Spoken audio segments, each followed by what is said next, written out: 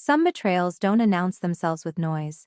They arrive quietly, disguised as trust, hidden behind familiar voices, and wrapped in moments that are supposed to feel safe. You don't see them coming because you were never meant to question them. And by the time the truth begins to surface, it's no longer just a situation. It's a shift in everything you thought you understood about loyalty, about family, about your own name. This isn't just a story about money or a mistake on paper. It's about what happens when your identity is used without your consent, when silence is expected from you, and when the people you trusted most believe you won't fight back. It's about that moment where confusion turns into clarity, where pain begins to sharpen into purpose, and where you realize that staying quiet is no longer an option. But here's the truth. What feels like the end of your control can become the beginning of your power. Because when everything is taken for granted, when your voice is overlooked, and when your strength is underestimated, something changes. You start to see differently. You start to think differently. And most importantly, you start to act differently. This journey isn't about reacting, it's about transforming. It's about turning betrayal into awareness, pressure into precision, and silence into something far more powerful than words. And as this story unfolds, you'll begin to understand that sometimes the greatest response isn't the loudest one. It's the one that changes everything when no one expects it. Betrayal by family through financial fraud doesn't arrive like a loud storm. It slips in quietly, wearing the face of trust, carrying the weight of years spent believing that the people closest to you would never cross a line so unforgivable. It begins with something small, almost invisible, a missing detail, a document you never signed, a number that doesn't make sense, and then suddenly, it unfolds into something far bigger than a mistake. It becomes a calculated decision, one that turns love into leverage and trust into a tool for exploitation. The shock isn't just about the money, it's about the realization that the very people who taught you right from wrong chose to rewrite those rules when it benefited them. There's a unique kind of silence that follows this kind of betrayal, a silence filled with disbelief, where your mind replays every moment, searching for signs you might have missed, questioning whether any of it was ever real. It cuts deeper because it isn't a stranger who did this, not someone distant or disconnected, but the same voices that once reassured you, the same hands that guided you, now the ones responsible for placing a burden on your shoulders without your knowledge or consent. Financial fraud in a family isn't just a legal violation, it's an emotional fracture that reshapes how you see everything, turning memories into doubts and affection into suspicion. You start to understand that what looked like support may have been control, what felt like care may have been convenience. The numbers on paper become symbols of something far heavier, a reminder that your identity, your name, was used as a shield for someone else's choices. There's a moment where the confusion turns into clarity, where the hurt sharpens into something more focused, more deliberate, where you stop asking why and start understanding what must come next. The betrayal stops being just a wound and starts becoming a turning point, forcing you to see the truth without the comfort of denial, realizing that trust, once broken in this way, doesn't quietly repair itself but demands to be confronted, acknowledged, and answered for in a way that changes everything moving forward. Forgery of a signature without consent is not just a technical act, it is the deliberate theft of identity, a quiet but powerful violation that transforms something as simple as a name into a weapon. A signature is more than ink on paper, it carries authority, intention, and accountability.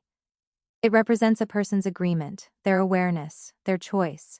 When someone forges that signature, they aren't just copying handwriting, they are fabricating consent, constructing a false reality where you appear responsible for decisions you never made. What makes this act especially disturbing is how calculated it is. It requires time, opportunity, and a conscious decision to cross a line that cannot be undone. It's not accidental, not impulsive, but intentional. The person committing the forgery understands exactly what they are doing. They are placing your identity between themselves and the consequences they wish to avoid. In that moment, your name becomes a shield for their actions, absorbing blame, liability, and judgment that was never yours to carry. The emotional impact runs deeper than the legal implications. There is a profound sense of violation in knowing that something so personal was used without your knowledge. It creates a disorienting feeling where reality itself seems altered, where official documents contradict your own memory. where your identity has been manipulated into something unrecognizable. You begin to question how easily trust was exploited, how access was granted, how boundaries were ignored so completely. There is also a unique helplessness that comes with discovering forgery. The damage is already done by the time you become aware of it. Agreements have been made, debts assigned, responsibilities transferred, all without your voice ever being heard. It forces you into a position where you must not only prove your innocence, but also reclaim ownership of your own name, as if something inherently yours was taken and must now be fought for. And beneath all of this lies the unsettling realization that the person who forged that signature believed they could get away with it, that they counted on your silence, your hesitation, or your loyalty to protect them. That belief is what turns the act from simple fraud into something far more personal, far more calculated, and far more damaging than the ink could ever suggest. The emotional shock of discovering the deception doesn't hit all at once. It unfolds in waves, each one heavier than the last, each one carrying a deeper realization of what has actually been done. At first, it feels like confusion, like something isn't adding up, like there must be a mistake buried somewhere in the details.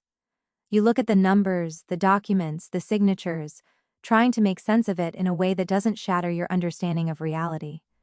But as the truth begins to settle, that confusion quickly turns into disbelief, a quiet but overwhelming recognition that this isn't an error. It's intentional. There's a moment where everything seems to pause, where your mind struggles to keep up with what your eyes are seeing.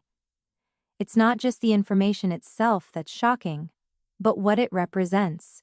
Every line, every figure, every piece of evidence points back to a choice someone made, a decision that involved you without your knowledge. The realization doesn't just sit on the surface, it sinks deeper, forcing you to confront the fact that this wasn't done by accident, and more importantly, it wasn't done by someone distant or unfamiliar. The shock carries a strange mix of emotions that don't come in any clear order. There's anger, but it's tangled with hurt. There's disbelief, but it's layered with a growing sense of clarity. You start replaying past interactions, searching for moments where this could have begun, trying to pinpoint when trust was replaced with manipulation. It becomes a mental loop, one that doesn't offer immediate answers but instead deepens the impact of the realization. Physically, it can feel just as intense as it is emotionally. A tightening in the chest, a sense of unease that doesn't fade, a constant awareness that something fundamental has shifted. The world around you continues as normal, but internally, everything feels altered, as if the ground you were standing on has quietly moved without warning. And as the shock settles into something more defined, it begins to transform. What starts as disbelief slowly sharpens into awareness, and that awareness becomes the foundation for everything that follows. It marks the point where denial fades and reality takes its place, leaving no room to ignore what has been uncovered, and no way to return to what existed before that moment of discovery.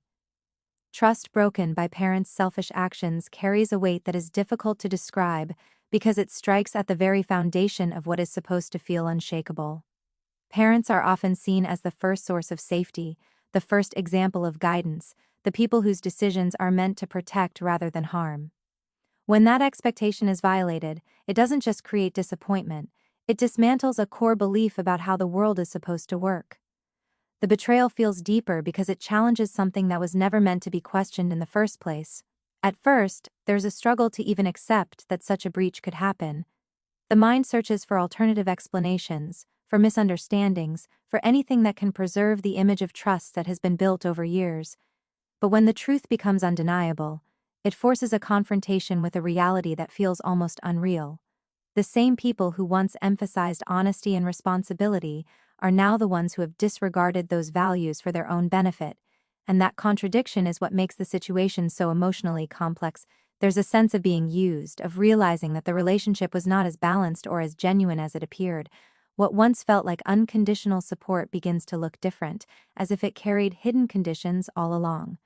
The realization that personal boundaries were ignored so easily creates a lingering discomfort, a feeling that your autonomy was never fully respected. It shifts the dynamic completely, replacing familiarity with caution and warmth with distance. Emotionally, it creates a conflict that doesn't have an easy resolution. There is anger, sharp and immediate, directed at the unfairness of what was done. But alongside that anger is a quieter, more persistent hurt that comes from losing something intangible yet deeply important. It's not just about what happened, it's about what it represents. The collapse of a belief that parents would always act in your best interest. This kind of betrayal forces a reevaluation of everything that once felt certain. It challenges memories, reshapes perceptions, and creates a need to redefine what trust means moving forward. The damage isn't limited to the moment of betrayal, it extends into the way future relationships are approached. Introducing hesitation where there was once confidence, it becomes a turning point, one that changes not only how you see them, but how you see yourself in relation to them. As someone who must now navigate a reality where trust is no longer freely given but carefully guarded, a sister's wedding being used as a cover for wrongdoing adds a layer of complexity that makes the situation even more unsettling, because it disguises deception within something that is meant to symbolize unity, joy, and celebration. Weddings are often seen as moments where families come together, where emotions run high in a positive way, where trust and shared happiness create an atmosphere that feels almost sacred.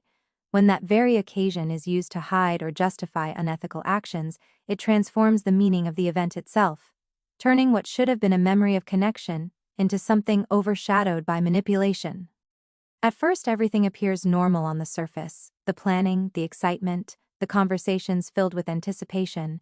There is a sense of purpose that surrounds the event, a feeling that everyone is working towards something meaningful. But behind that carefully maintained image, there is a different narrative unfolding, one that relies on the distraction and emotional intensity of the occasion to go unnoticed. The celebration becomes a smokescreen, a way to ensure that no one looks too closely, that no one questions the details that might otherwise raise concern. What makes this particularly impactful is the contrast between the outward joy and the hidden intent. While one part of the family is genuinely invested in creating a beautiful experience, another part is leveraging that very moment for personal gain. It creates a dual reality, where laughter and celebration coexist with secrecy and calculation. The trust placed in the significance of the event becomes a vulnerability, something that can be exploited precisely because no one expects wrongdoing to be tied to such an occasion. When the truth begins to surface, it alters the way the entire event is remembered. Moments that once seemed genuine start to feel staged. Interactions that felt sincere begin to carry a different meaning. The emotional weight of the wedding shifts, no longer defined solely by happiness, but also by the realization that it was used as a backdrop for decisions that were never meant to come to light. It creates a sense of disorientation, where memories are no longer stable but constantly reinterpreted through the lens of what was hidden. This kind of deception doesn't just affect the individual directly involved, it ripples outward, touching everyone connected to the event. It raises questions about intention, about honesty, about how easily meaningful moments can be manipulated when trust is taken for granted. The wedding, instead of being a symbol of unity, becomes a reminder of how appearances can be carefully constructed to conceal something entirely different underneath. Feeling trapped under unexpected debt creates a kind of pressure that is both immediate and suffocating, because it arrives without warning and settles in before there's even time to process what has happened. One moment, life feels predictable, manageable, and within control, and the next, there's a weight attached to your name that you never agreed to carry. It's not just the number itself that feels overwhelming, but the realization that it exists at all, that decisions were made somewhere in the background that now define your present reality. The sense of being trapped comes from the lack of choice. Debt is usually something people prepare for, consider carefully, and accept with full awareness of the responsibility it brings. But when it appears unexpectedly, it removes that sense of agency completely. It feels like being pushed into a situation where every option is reactive, rather than intentional, where you are forced to deal with consequences that were never yours to begin with. The pressure isn't just financial, it becomes mental, emotional, and even physical, lingering in every thought and influencing every decision. There's also a constant awareness of time, a ticking presence that doesn't allow for rest. Payments, deadlines, interest, these elements turn into a cycle that feels difficult to escape, especially when the foundation of the debt itself is unjust. It creates frustration, because no matter how carefully you try to approach it, you are still dealing with something that was imposed rather than chosen. That imbalance makes every step forward feel heavier, as if you are correcting a problem that should never have existed. Emotionally, it can lead to a mix of anger and isolation. There's anger at the situation, at the circumstances that allowed it to happen, and at the people responsible for placing that burden on you. At the same time, there's a sense of isolation that comes from feeling like no one fully understands the position you've been forced into. It's not just about managing money, it's about reclaiming control over your own life and identity. As this feeling settles, it begins to shape perspective. What started as shock turns into determination, a need to find a way out, not just financially but personally. It becomes less about the debt itself and more about breaking free from the situation that created it, refusing to remain defined by something that was never willingly accepted and choosing instead to confront it with clarity and purpose. The contrast between a family's public image and its private reality creates a tension that is often invisible to outsiders but deeply felt by those within it. On the surface, everything appears composed and admirable, smiles that seem genuine, conversations that sound supportive, a presentation of unity that others might even envy. It becomes a carefully maintained narrative, one that suggests stability, trust, and mutual respect. But beneath that polished exterior, there can exist a completely different truth, one that is hidden not by accident but by intention. This duality is what makes the experience so disorienting. In public, there is an expectation to uphold the image, to play along with the version of the family that is shown to the world. It creates a kind of performance, where actions and words are measured not by authenticity, but by how well they fit the narrative being projected. Meanwhile, in private, the dynamics shift. Conversations carry different tones, decisions are made with different motives, and the sense of safety that should exist within a family begins to feel conditional. The gap between these two realities forces a constant adjustment. It becomes necessary to navigate both versions at once, to understand what can be said in public and what must remain unspoken. This creates a feeling of isolation, because the truth cannot be easily shared without disrupting the image that has been so carefully constructed. It also leads to a kind of internal conflict, where what you know to be real doesn't align with what others believe, making it difficult to feel understood or validated. What makes this even more impactful is how convincing the public image can be. It isn't always entirely false. It may be built on fragments of truth, moments that are genuine but incomplete. That partial authenticity is what allows the illusion to persist, making it harder for others to question or see beyond it. For those inside the situation, however, those fragments only highlight the contrast, emphasizing what is missing or distorted. Over time, this disconnect begins to reshape perception. It challenges the idea that appearances can be trusted, that what is visible reflects what is real. It also reinforces the importance of looking beyond surface-level impressions, recognizing that not everything presented to the world tells the full story. Living within that contrast requires a kind of awareness that goes beyond observation, a constant understanding that reality can exist in layers, and that the truth often lies in the spaces that are intentionally kept out of view. Silent suffering before taking action is a phase that often goes unnoticed by everyone except the person living through it, because on the outside, nothing seems to change. There are no dramatic confrontations, no immediate reactions, no visible signs that something is deeply wrong. Instead, everything is processed internally, where emotions are held back, thoughts are carefully examined, and reactions are delayed not out of weakness, but out of awareness. It becomes a period of observation, where every detail is absorbed, every inconsistency is noted, and every feeling is quietly acknowledged without being expressed. This silence is not empty. It is filled with conflict. There is the urge to react immediately, to confront, to demand answers, but that impulse is balanced by a deeper understanding that acting too soon could lead to losing control of the situation. It requires restraint, the ability to hold back even when the emotional weight feels overwhelming. In that space, anger doesn't disappear, it sharpens. Confusion doesn't linger, it transforms into clarity. The silence becomes a place where emotions are not ignored, but refined into something more focused and deliberate. There is also a sense of isolation that comes with this kind of silence.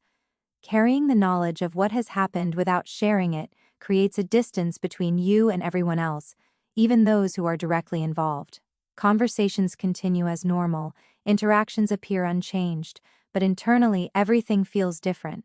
It becomes difficult to engage in the same way, to respond with the same openness, because there is an awareness that something significant has shifted beneath the surface. At the same time, this period allows for perspective. Without the noise of immediate reaction, there is space to think clearly, to understand not just what happened, but how and why it happened. It becomes an opportunity to gather strength, to prepare, to ensure that whatever action comes next is not driven purely by emotion but guided by intention. Every moment of silence adds to that preparation, building a foundation that is steady rather than reactive. This kind of suffering is often misunderstood because it lacks visible expression, but it carries a quiet intensity that shapes everything that follows. It is not about avoidance or denial. It is about choosing the right moment, about understanding that timing and clarity can turn a reaction into something far more impactful, something that doesn't just respond to what happened but redefines the entire situation moving forward. Realization of being manipulated for years doesn't arrive as a single, clear moment. It builds year to year, piece by piece, until the pattern becomes impossible to ignore. At first, it feels like isolated incidents, small moments that seem off but not serious enough to question deeply. A decision made on your behalf, a detail hidden from you, a situation where your voice didn't seem to matter as much as it should have. Individually, these moments are easy to dismiss, easy to rationalize, especially when they come from people you trust. But over time, those fragments begin to connect, forming a picture that feels both undeniable and deeply unsettling. The weight of this realization lies in its timeline. It's not just about what is happening now, but about everything that came before it. Memories start to shift, conversations replay in your mind with a different meaning, and situations you once accepted begin to reveal a layer of control you didn't recognize at the time. What once felt like guidance starts to look like influence, and what seemed like care begins to resemble strategy. The past doesn't change, but your understanding of it does, and that change can feel overwhelming. There's also a sense of loss tied to this awareness, not just of trust, but of time. Years that were lived under a certain belief now feel altered, as if decisions weren't entirely your own, as if your path was shaped in ways you didn't fully see. It creates a tension between who you thought you were and who you realize you've been allowed to be. That tension can be difficult to process because it challenges your sense of independence and identity at the same time. Emotionally, it brings a mix of anger and clarity. The anger comes from recognizing the extent of the manipulation, from understanding that it wasn't accidental but consistent. The clarity, however, is what changes everything. Once the pattern is seen, it cannot be unseen. It creates a new level of awareness, one that sharpens your perception and makes it harder for the same tactics to work again. This realization becomes a turning point, not just in how you see others, but in how you choose to move forward. It shifts the balance, taking you out of a passive role and placing you into one where awareness becomes strength, where understanding the past becomes the key to reclaiming control over the present and shaping what comes next with intention rather than influence. The weight of a $38K debt and its consequences is not just a number on paper, it carries a presence that seeps into every corner of daily life, turning something abstract into something deeply personal and inescapable. At first glance, it may look like a financial figure, a sum that can be calculated, divided, or eventually paid off, but the reality of it feels far heavier. It represents responsibility that was never chosen, pressure that wasn't anticipated, and a burden that attaches itself to your name regardless of how it got there. There is an immediate sense of scale that comes with a number like that. It's large enough to disrupt plans, to alter priorities, to create a constant awareness that something significant is hanging over you. Every decision begins to pass through a different filter, one shaped by limitation and caution. Spending becomes something to second-guess, opportunities become something to measure against risk, and even moments that should feel light carry an underlying tension that doesn't fully disappear. The consequences extend beyond finances into reputation and credibility. Debt of that size can affect how others perceive you, how institutions respond to you, how much trust is placed in your ability to manage responsibility. It can influence access to future opportunities, quietly shaping the direction of your life in ways that are not immediately visible, but gradually become more apparent. It's not just about paying it back, it's about navigating everything that comes with it. Emotionally, the weight can feel isolating. It creates a pressure that is difficult to fully explain to others, especially when the circumstances behind it are complex or unjust. There is frustration in knowing that the burden exists without your consent, that you are dealing with consequences tied to decisions you didn't make. That frustration can turn into determination, but it doesn't erase the reality of what you are facing. Over time, the number itself starts to symbolize something more than money. It becomes a marker of what happened, a reminder of the situation that created it, and a challenge that demands to be addressed. It forces a shift in perspective, pushing you to think differently, act more deliberately, and find ways to regain control in a situation that initially felt completely out of your hands. The internal conflict between loyalty and justice creates a tension that feels almost impossible to resolve because both sides carry weight, both demand attention, and neither can be ignored without consequence. Loyalty is deeply rooted, especially when it comes to family. It is built over years of shared experiences, emotional bonds, and an unspoken expectation that no matter what happens, you stand by each other. It encourages silence, patience, and forgiveness, even in situations where those responses may come at a personal cost. Justice, on the other hand, demands clarity and accountability. It is not concerned with emotional ties or history. It focuses on what is right, what is fair, and what must be addressed regardless of who is involved. When these two forces collide, the mind becomes a battleground of opposing thoughts. On one side, there is a voice that urges restraint, reminding you of everything that has been shared, everything that could be lost if you choose to confront the truth. It questions whether taking action would cause more damage than it resolves, whether exposing the situation would permanently fracture relationships that, despite everything, still hold meaning. On the other side, there is a growing awareness that ignoring the situation allows it to continue, that silence can be interpreted as acceptance, and that avoiding accountability only deepens the imbalance. This conflict doesn't stay contained within thoughts. It affects emotions, decisions, and even identity. There is guilt that comes from considering action, a sense that standing up for yourself might be seen as betrayal in itself. At the same time, there is frustration and even resentment that builds when loyalty feels one-sided, when it becomes clear that the same consideration was not extended to you. It forces a reevaluation of what loyalty actually means, whether it is about unconditional support or whether it should include boundaries and mutual respect. The longer this conflict exists, the more exhausting it becomes. It creates a cycle of hesitation, where every possible choice feels like it carries a loss. But within that tension, something begins to shift. The idea of justice starts to evolve from being seen as opposition to loyalty into something more aligned with self-respect.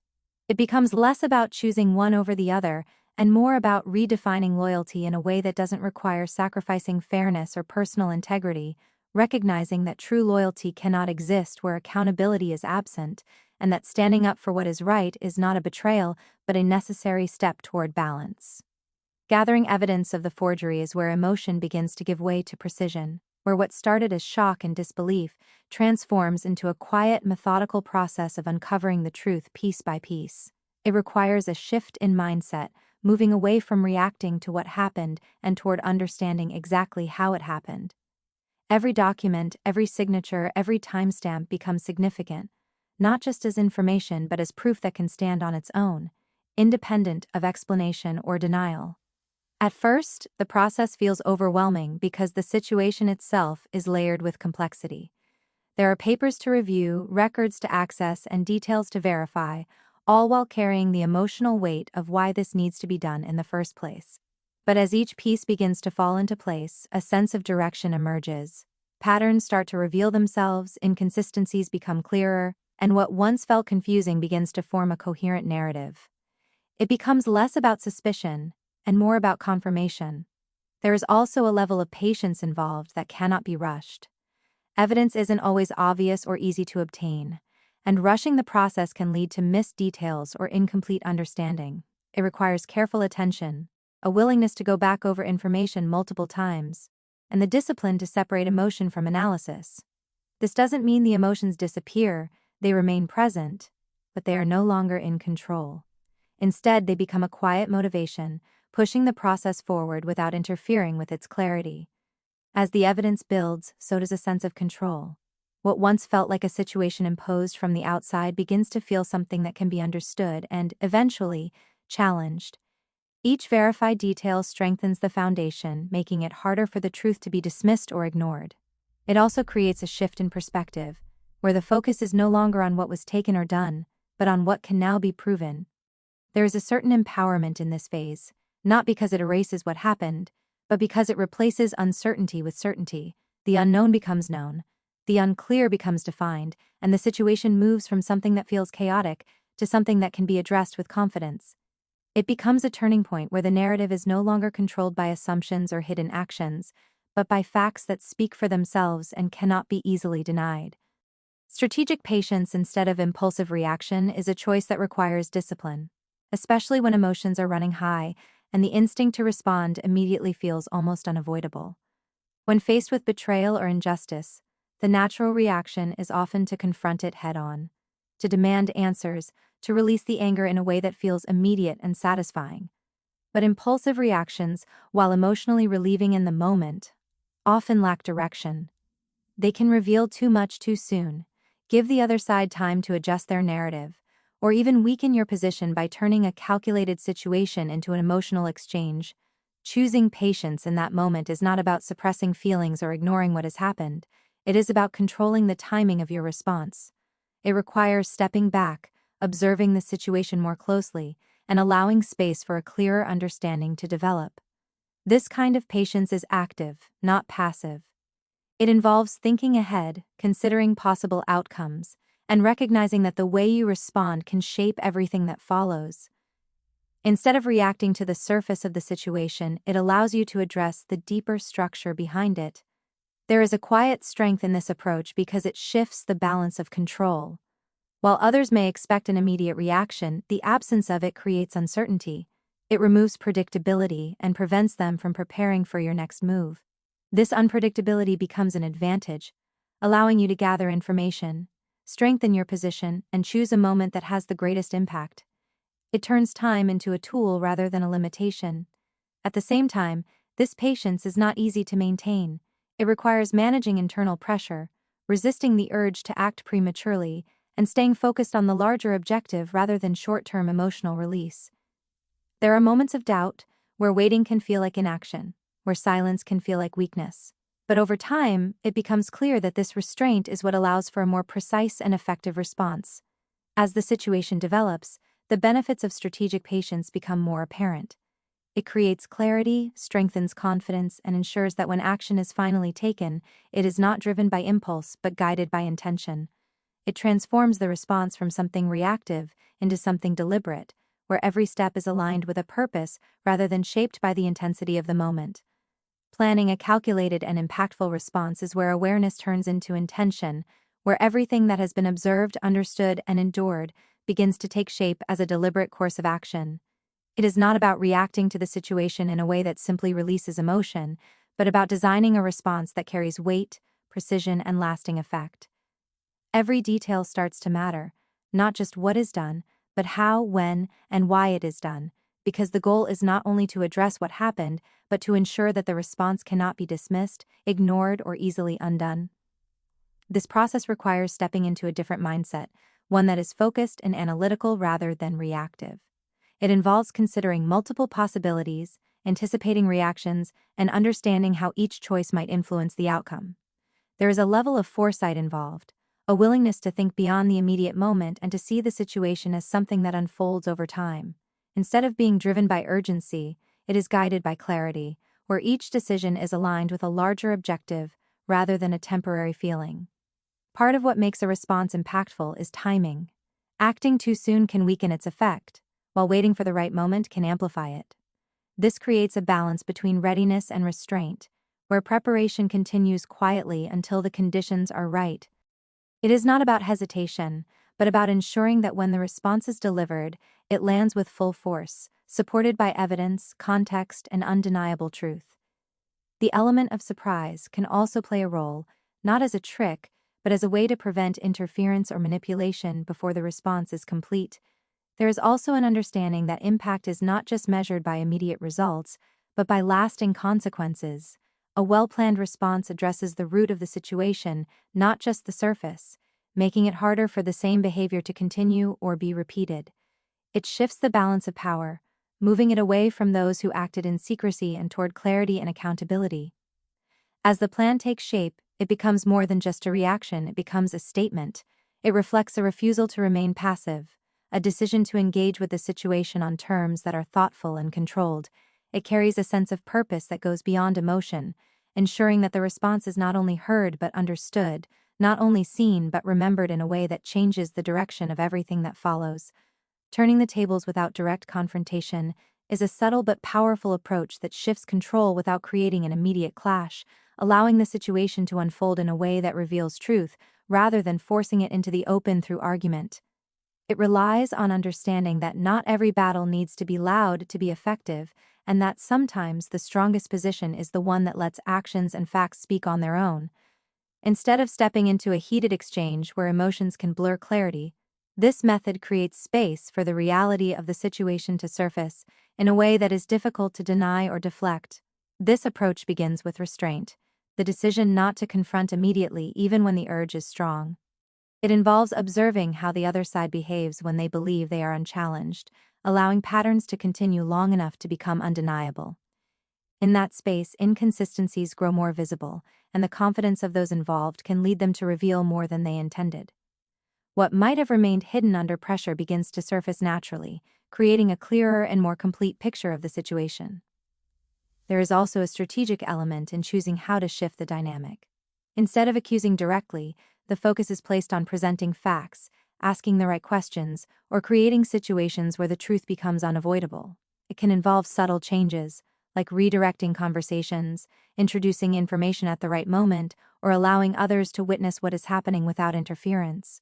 The power lies in letting the weight of reality build gradually, rather than forcing it all at once. What makes this method effective is that it removes the opportunity for immediate defense.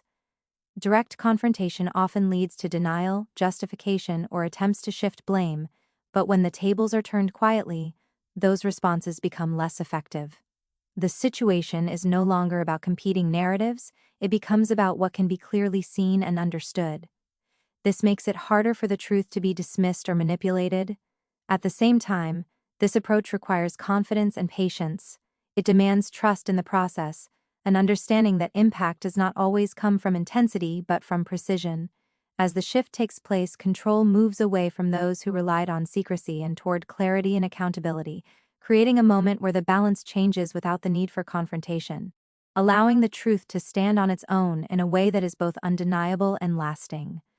Legal awareness and understanding rights becomes a crucial turning point in a situation where personal identity and financial responsibility have been misused, because it shifts the entire perspective from emotional confusion to structured clarity. What once felt overwhelming and uncertain begins to take a more defined shape when viewed through the lens of law and individual rights.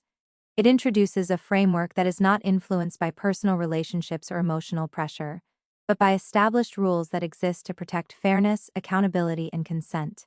At first, there may be hesitation in approaching the situation from a legal standpoint, especially when it involves family. The idea of bringing legal clarity into something so personal can feel uncomfortable, even conflicting. But as understanding grows, it becomes clear that legal awareness is not about creating distance, it is about restoring balance. It provides a way to separate what is right from what is wrong in an objective sense, without the confusion that emotional ties can create. It replaces uncertainty with information, allowing decisions to be made based on knowledge rather than assumption. This awareness also brings a sense of empowerment. Knowing what rights exist, what protections are in place, and what options are available changes how the situation is approached. It removes the feeling of being trapped and replaces it with a sense of direction. Instead of reacting blindly, there is now the ability to act with purpose, understanding the potential outcomes and consequences of each step. It also makes it easier to recognize when boundaries have been crossed, not just emotionally but legally, reinforcing the idea that what happened is not something that must simply be endured. There is also a shift in confidence that comes with this understanding. Conversations, decisions, and actions begin to carry more weight because they are supported by knowledge.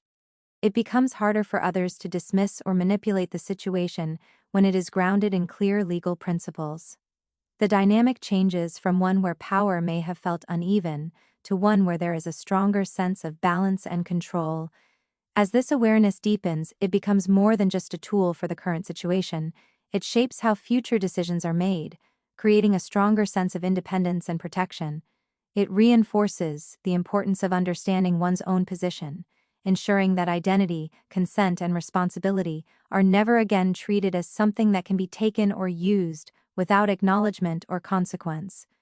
Exposing the truth at the right moment is less about revelation and more about precision, because timing determines not only how the truth is received, but whether it can be denied, dismissed, or distorted.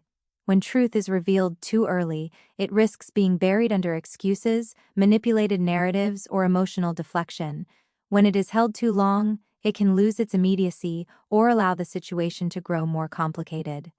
Finding the right moment requires awareness, patience, and a deep understanding of the situation as a whole, including the people involved and the environment in which the truth will surface. This moment is not slucheni, it is chosen. It is built on everything that has been observed and prepared beforehand. Evidence has been gathered, patterns have been understood, and the emotional intensity has been refined into clarity. By the time the truth is ready to be exposed, it is no longer fragile or incomplete. It stands on a foundation that can support it, making it harder for others to challenge or redirect it. The strength of the truth lies not just in what it reveals, but in how solidly it is presented. There is also an element of context that shapes the impact of this moment. Where the truth is revealed, who is present, and what circumstances surround it all contribute to how it is perceived. In the right setting, the truth gains visibility and weight, becoming something that cannot be quietly ignored or minimized.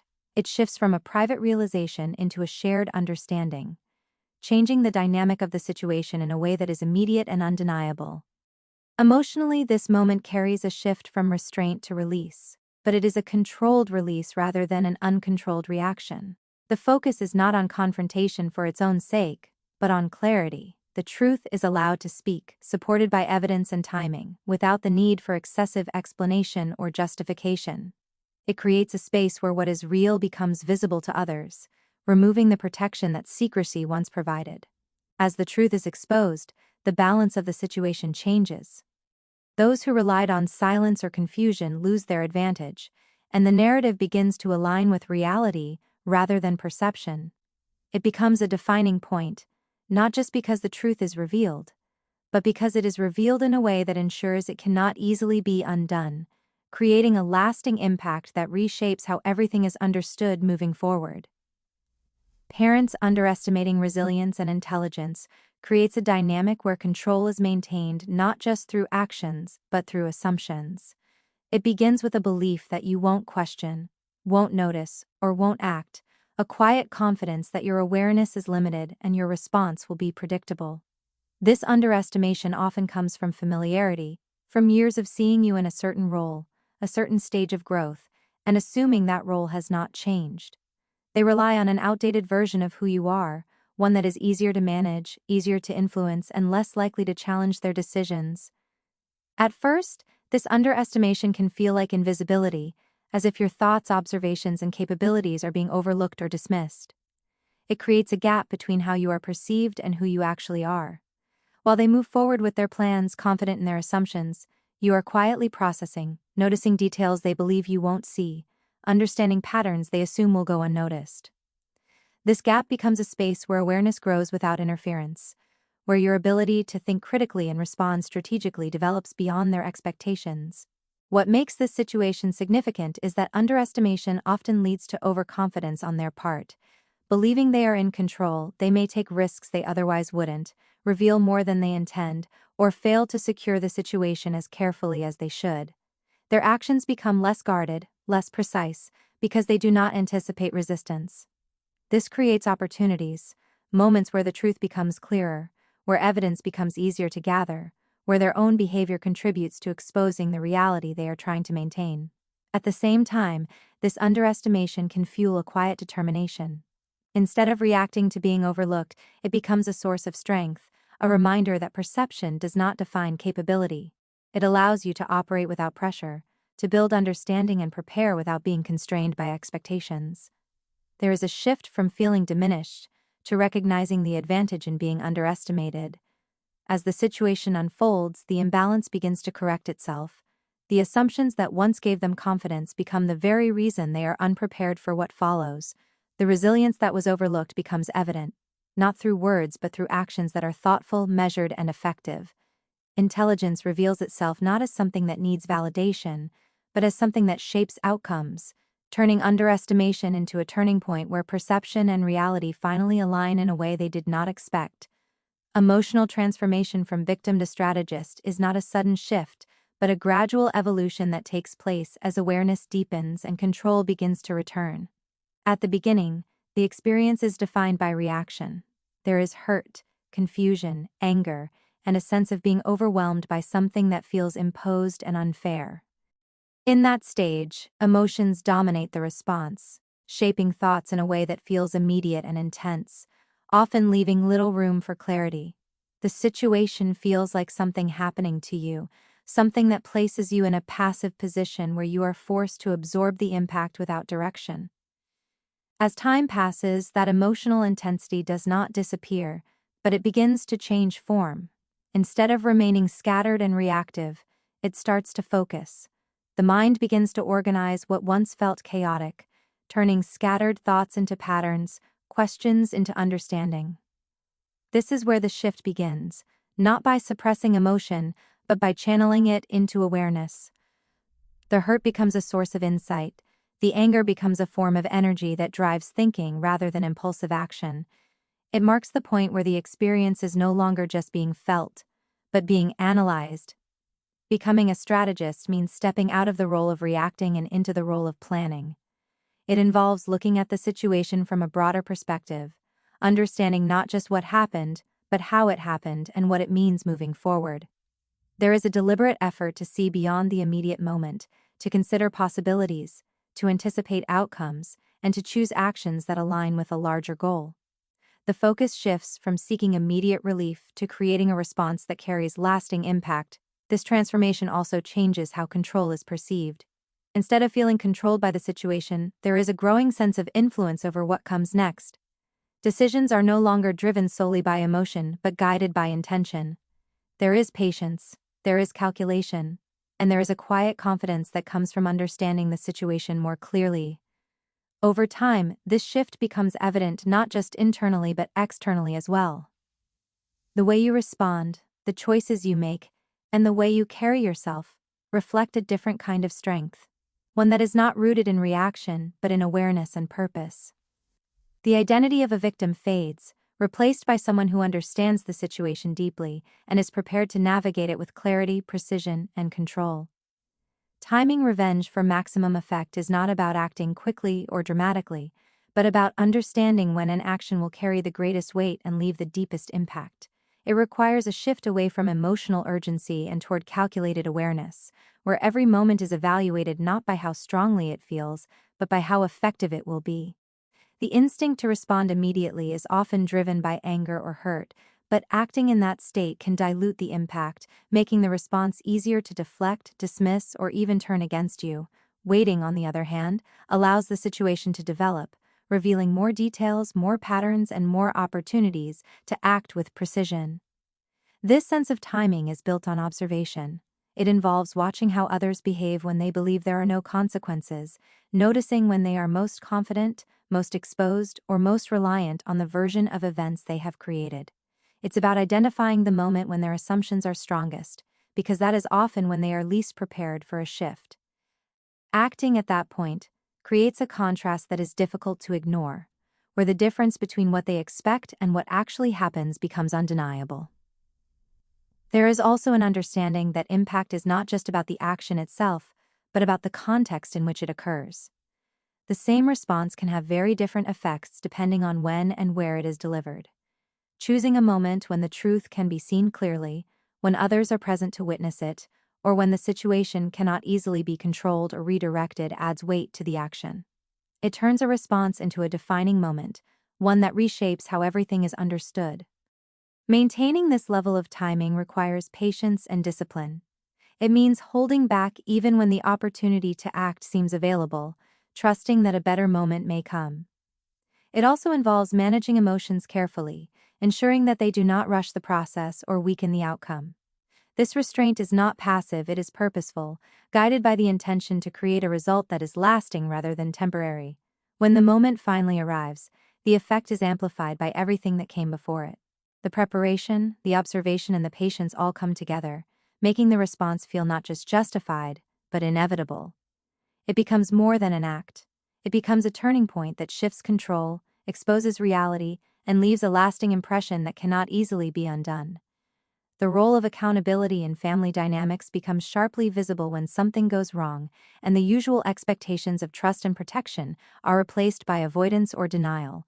In a healthy dynamic, accountability is what maintains balance. It ensures that actions have consequences, that mistakes are acknowledged, and that trust can be repaired through honesty. But when accountability is missing, the entire structure begins to shift. Responsibility becomes something that is redirected or hidden, and the burden often falls on the person least responsible for the situation. Within a family, this absence is particularly complex because emotional ties can blur the lines between right and wrong. Instead of addressing the issue directly, there may be attempts to minimize it, justify it, or shift the focus elsewhere. Accountability becomes uncomfortable, something that threatens the image of the family or the authority of certain individuals. As a result, it is avoided, leaving the underlying problem unresolved and allowing it to grow in ways that affect everyone involved. For the person impacted, this lack of accountability creates a sense of imbalance that goes beyond the original issue. It is not just about what happened, but about the refusal to recognize it. That refusal can feel like a second layer of betrayal, reinforcing the idea that the truth is less important than maintaining appearances or avoiding consequences. It challenges the expectation that fairness exists within the family, replacing it with a dynamic where responsibility is uneven and sometimes deliberately misplaced. At the same time, accountability is not just about assigning blame, it is about restoring clarity. When it is present, it allows for acknowledgement, for correction, and for the possibility of moving forward with a clearer understanding. It creates a space where actions are owned rather than hidden, where consequences are faced rather than avoided. Without it, there is no real resolution, only a continuation of the same patterns. As the situation develops, the importance of accountability becomes more evident. It shifts from being an abstract idea to a necessary condition for balance and respect. It highlights the difference between a dynamic that protects individuals at the cost of truth and one that values truth as the foundation for genuine connection. In that realization, accountability is no longer optional. It becomes essential, not just for resolving what has happened, but for redefining how relationships function moving forward. Protecting personal identity and financial integrity becomes a necessity rather than a choice when those boundaries have already been crossed, because it is no longer just about prevention, it is about reclaiming ownership over something that should never have been compromised. Identity is more than a name or a signature, it represents autonomy, consent, and the right to control how one is represented in the world. Financial integrity, in the same sense, reflects responsibility and trust, the assurance that any obligation tied to your name is one you have knowingly accepted. When these are violated, the response must go beyond emotional reaction and move into deliberate protection. The process begins with awareness, recognizing exactly where and how those boundaries were breached. It requires attention to detail, a willingness to examine records, verify information, and understand the scope of what has been affected. This awareness is what transforms a vague sense of violation into a clear understanding, making it possible to take action that is both focused and effective. Without that clarity, protection becomes reactive and incomplete, leaving room for further exploitation. There's also a shift in mindset that takes place, moving from trust as an assumption to trust as something that must be supported by verification. This does not mean becoming overly suspicious of everything, but it does mean establishing boundaries that are clear and enforceable. Access to personal information, financial accounts, and legal documents is no longer taken lightly. Safeguards are put in place not out of fear, but out of recognition that protection requires intention. At the same time, reclaiming integrity involves correcting what has already been affected.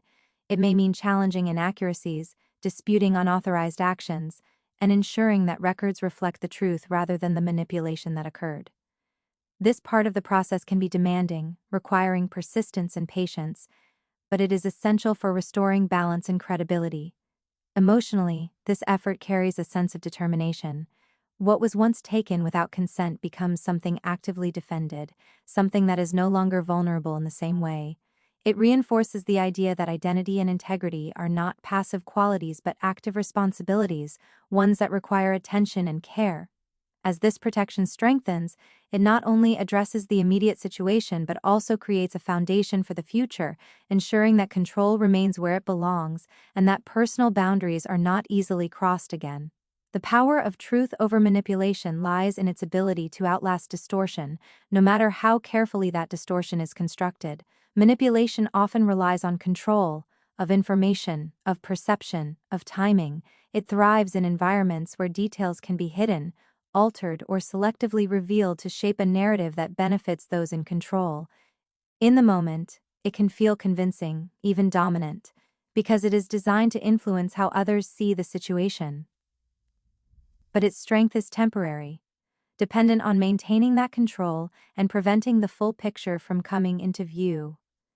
Truth, on the other hand, does not rely on control, it relies on consistency. It does not need to shift or adapt to maintain itself because it is rooted in what actually happened. This gives it a different kind of strength, one that may not always be immediate, but is steady and enduring. When truth begins to surface, it does so by aligning details that cannot be easily contradicted. Evidence supports it, patterns reinforce it, and over time it becomes more difficult to ignore or deny. What makes truth powerful in the face of manipulation is its ability to dismantle the narrative that has been created. Manipulation often involves layers, half-truths, omissions, and carefully framed explanations that appear logical on the surface. But when truth enters the equation fully, those layers begin to unravel. Inconsistencies become visible, contradictions emerge, and the narrative that once seemed solid starts to lose its credibility.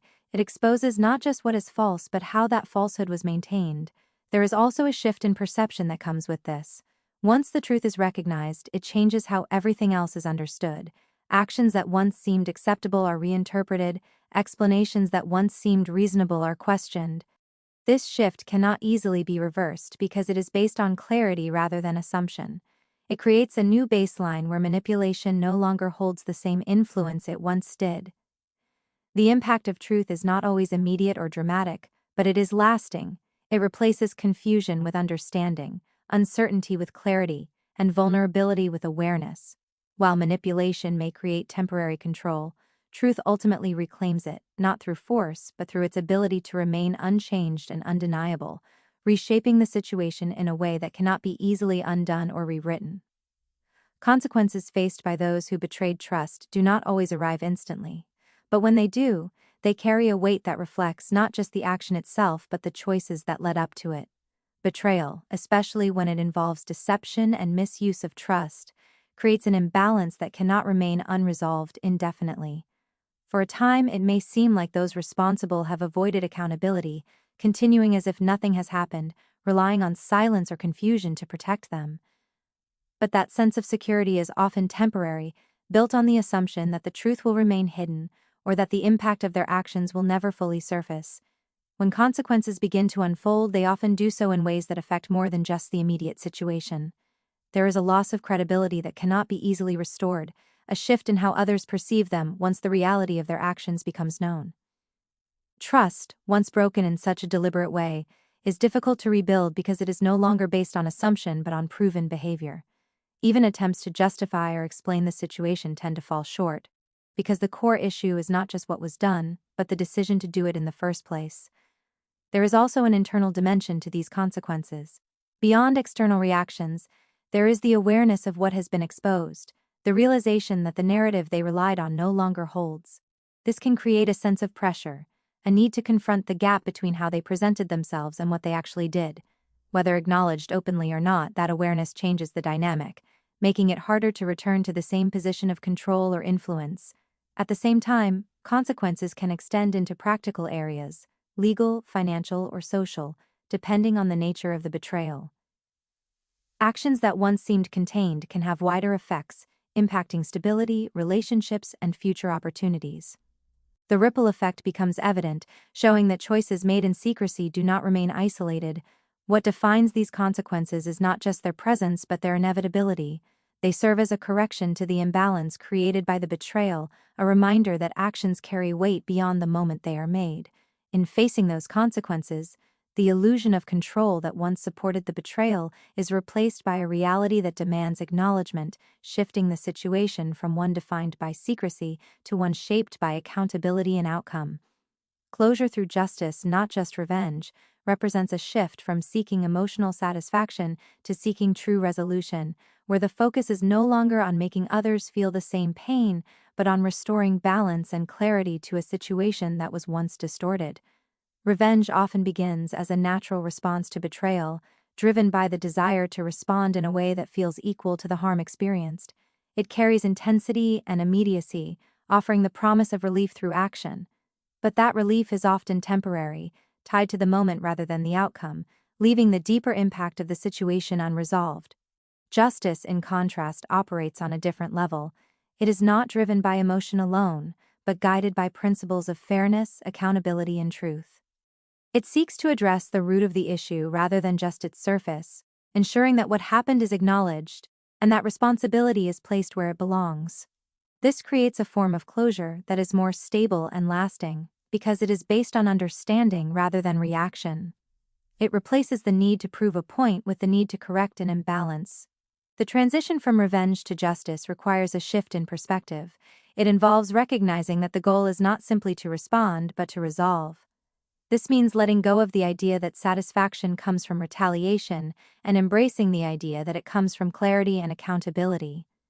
It is not about suppressing the desire for revenge, but about understanding that acting on it alone may not lead to the outcome that truly restores a sense of control and peace. There is also a sense of empowerment in this approach. Choosing justice means stepping into a position of intention rather than reaction, where decisions are made with a clear purpose rather than emotional impulse. It creates a stronger foundation for moving forward, one that is not tied to the actions of others but grounded in personal values and understanding. As closure begins to take shape through justice, the situation itself starts to lose its hold. It becomes something that has been addressed rather than something that continues to define the present. The focus shifts away from what was done and toward what has been learned and restored, creating a sense of completion that is not dependent on ongoing conflict but on the resolution of what once felt unfinished. Rebuilding self-respect and independence after betrayal is a process that unfolds gradually, shaped by both reflection and action, where the focus shifts from what was taken to what can be restored and strengthened. Betrayal, especially when it involves trust and identity, can leave a lasting impact on how you see yourself. It creates moments of doubt, where confidence feels shaken and where questions arise about judgment, boundaries, and personal worth. Rebuilding from that point is not about returning to who you were before, but about becoming more aware, more grounded, and more intentional in how you define yourself moving forward. Self-respect begins with acknowledgement. It requires recognizing that what happened was a violation, not a reflection of your value or capability. This distinction is essential because it separates the actions of others from your own identity. Without that clarity, it becomes easy to internalize the experience in a way that diminishes confidence. By acknowledging the truth, you begin to reclaim the narrative, placing responsibility where it belongs and allowing yourself to step out of the shadow of what was done. Independence, in this context, is not just about physical or financial autonomy, but about decision-making and self-trust. It involves rebuilding the ability to rely on your own judgment, to set boundaries that are clear and enforceable, and to ensure that your choices are guided by awareness rather than assumption. This often comes with a heightened sense of caution, but over time, that caution evolves into confidence, as each decision reinforces your ability to navigate situations with clarity. There is also a practical side to this process. It may involve taking control of finances, organizing personal records, and ensuring that safeguards are in place to prevent similar situations in the future. These actions are not just protective, they are affirming, reinforcing the idea that control has been reclaimed and that your identity is no longer vulnerable in the same way. Emotionally, rebuilding self-respect and independence brings a sense of stability that was disrupted by the betrayal. It replaces uncertainty with direction, hesitation with purpose. It allows you to move forward not as someone defined by what happened, but as someone shaped by how it was handled. Over time, this process creates a stronger foundation, one where self-respect is not dependent on others' actions but rooted in your own understanding, and where independence is not just a state but a mindset that guides how you live and respond to whatever comes next. The moment of reclaiming control and rewriting the narrative is where everything that once felt imposed begins to shift back into your hands, not through force but through clarity and deliberate action.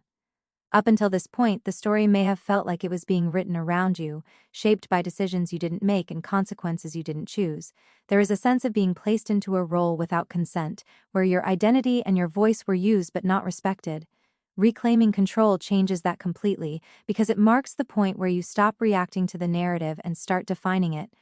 This shift begins internally before it becomes visible externally. It starts with a decision, a quiet but firm realization that what happened does not get to define the outcome unless you allow it to. That awareness creates distance between you and the situation, allowing you to see it more objectively. Instead of being consumed by it, you begin to understand it, to see its structure, its weaknesses, and the opportunities it presents. That understanding becomes the foundation for taking control, because it replaces uncertainty with direction. Rewriting the narrative does not mean erasing what happened. It means reframing it in a way that reflects truth rather than manipulation. It involves taking ownership of your story, ensuring that the facts are clear, that your voice is present, and that the version of events that moves forward is aligned with reality. This can happen through actions, through decisions, and through the way you choose to present yourself moving forward. It is about shifting from being a subject in someone else's version of events to being the author of your own. There is also a sense of empowerment that comes with this process. Control is no longer something that feels distant or out of reach. It becomes something active, something that is exercised through each choice you make. The situation that once felt overwhelming begins to feel manageable, not because it has changed on its own, but because your position within it has changed. As this transformation takes hold, the impact becomes clear. The narrative no longer revolves around what was done to you, but around how you responded, how you adapted, and how you ultimately shaped the outcome. It becomes a story not of loss, but of reclamation, where control is restored, identity is reinforced, and the direction moving forward is no longer dictated by the past, but defined by your own awareness and intent. What began as betrayal did not end in silence, and what was meant to break trust instead revealed strength that could not be controlled or rewritten. Every moment of confusion turned into clarity, every weight that felt unbearable became a reason to stand firmer, and every hidden action eventually met the light of truth. This journey was never just about what was done, it was about what was discovered in the process.